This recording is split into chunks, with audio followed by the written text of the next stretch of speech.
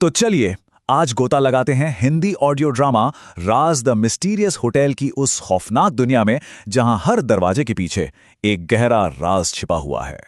कहानी की शुरुआत होती है एक चेतावनी के साथ, एक ऐसी गूंज जो होटल के गलियारों में नहीं बल्कि किरदारों के ज़मीर में सुनाई देती है।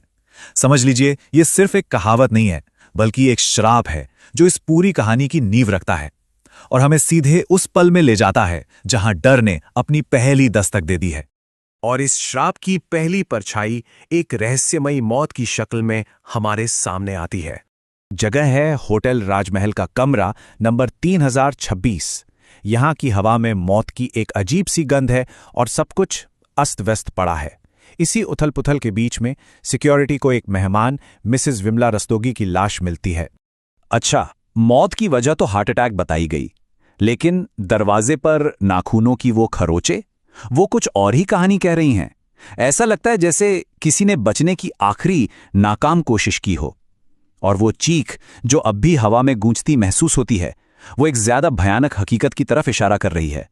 और इसी बीच होटल की मैनेजर मानसी एक ऐसी बात कह देती है जो वहां मौजूद हर किसी के रोंगटे खड़े कर देती है। वो कसम खा के कहती है कि उसने विमला रस्तोगी की लाश की आंखें खुलते देखी जो सीधे उसे ही घूर रही थी। अब सिक्योरिटी गार्ड तो इसे सदमे का असर कह के टाल देता है, पर सवाल यह है कि क्या ये वाकई सिर्फ सदमा था या कुछ और। और जैसे ही मानसी की बात खत्म होती है, मानो कोई अनसुनी ताकत हरकत में आ जाती है। कमरे का भारी भरकम दरवाजा एक जोरदार धड़ाम की आवाज के साथ खुद ब खुद बंद हो जाता है। कमरे का तापमान अचानक गिर जाता है और उस खामोशी में एक अजीब सी फुसफुसाहट तैरने लगती है जो उन्हें अंदर कैद कर लेती है। खैर, कमरे का दरवाजा तो खुल जाता है, लेकिन अब पुलिस की जांच का दरवाजा खुलता है और इस जांच के सेंटर में है एक बहुत छोटा पर बेहद अहम सबूत। पुलिस को विमला रस्तोगी की कसकर बंद मुट्ठी में एक टूटा हुआ बटन मिलता है और ये बटन मानसी की शर्ट का है।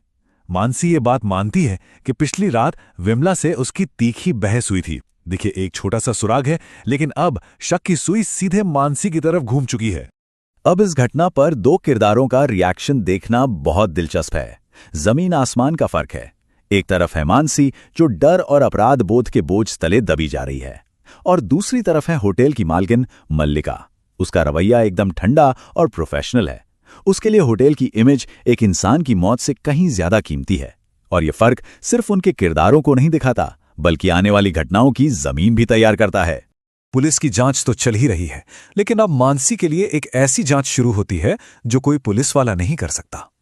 ये खौफ की एक ऐसी शुरुआत है जो बाहरी दुनिया से नहीं बल्कि उसके अंदर से आ रही है। मानसी का हर पल एक बुरे सपने जैसा बन गया है। उसे हर कोने में परछाइयां दिखती हैं। ऐसा लगता है जैसे कोई उसे लगातार घूर रहा है। जब भी वो आंखें बंद करती है, उसे विमला रस्तोगी का चेहरा दिखता है और साथ में एक फुसफुसाहट जो धीरे धीरे उसके और करीब आती जा रही है। और फिर वो अनदेखी शक्ति अपना पर्दा हटा देती है। वो फुसफुसाहट अब एक साफ आवाज बन जाती है जो सीधे मानसी के कान में गूंजती है।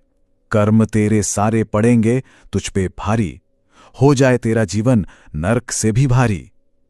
अब ये सिर्फ एक एहसास नहीं है, ये एक सीधा हमला है।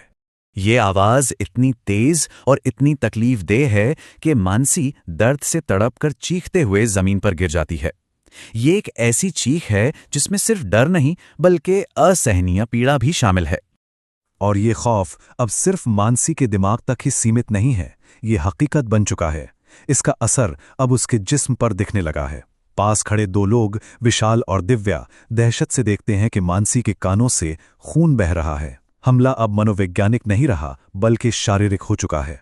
दिन का खौफ तो बस एक शुरुआत थी। असली दहशत तो उस रात शुरू होती है जब मानसी होटल से निकलकर अपनी कार में बैठती है। वो सोचती है कि वो अब सुरक्षित है, लेकिन वो साया होटल की दीवारों को लांघकर उसके साथ आ चुका था। अचानक कार के दरवाजे अपने आप लॉक हो जाते हैं। हेडलाइट्स टिमटिमाने लगती हैं और रेडियो से एक भयानक संगीत बजने लगता है। मतलब मानसी अपनी ही कार में कैद हो जाती है जहां टेक्नोलॉजी पर किसी अनदेखी ताकत का कब्जा हो चुका है। और फिर रियर व्यू मिरर में उसे जो दिखता है उससे उसकी रूह कांप जाती है। शीशे में विमला रस्तोगी का भूत है जिसके हाथ में मानसी की शर्ट का वही टूटा हुआ बटन है और उसके होंठों पर वही श्राप है, कर्म तेरे सारे पड़ेंगे तुझ पर भारी। शीशे में अक्स तो गायब हो जाता है, पर हमला अब हकीकत में होता है। अंधेरे में कोई अनदेखी चीज मानसी का हाथ पकड़कर उसे इतनी बेरहमी से मरोड़ती है कि हड्डी चटकने की आवाज आती है, और उसी वक्त एक जबरदस्त दबाव उसके गले को घोटने लगता है और उसकी चीखें उसकी सांसों में ही दबकर रह जाती हैं। कुछ दूर खड़े विशाल और दिव्या ये सब बेबसी से देखते हैं। वो बस इतना देखते हैं कि कार की टिमटिमाती लाइटें अचानक बंद हो जाती हैं और सब कुछ घने अंधेरे में डूब जाता है। अब जो बचता है वो है खामोशी और कुछ बेहद डरावने अनसुलझे सवाल। कहानी हमें उसी अंधेरी कार में मानसी के साथ छोड़ जाती है। तो सवाल ये उठता है कि क्या वो इस हमले से बच पाएगी?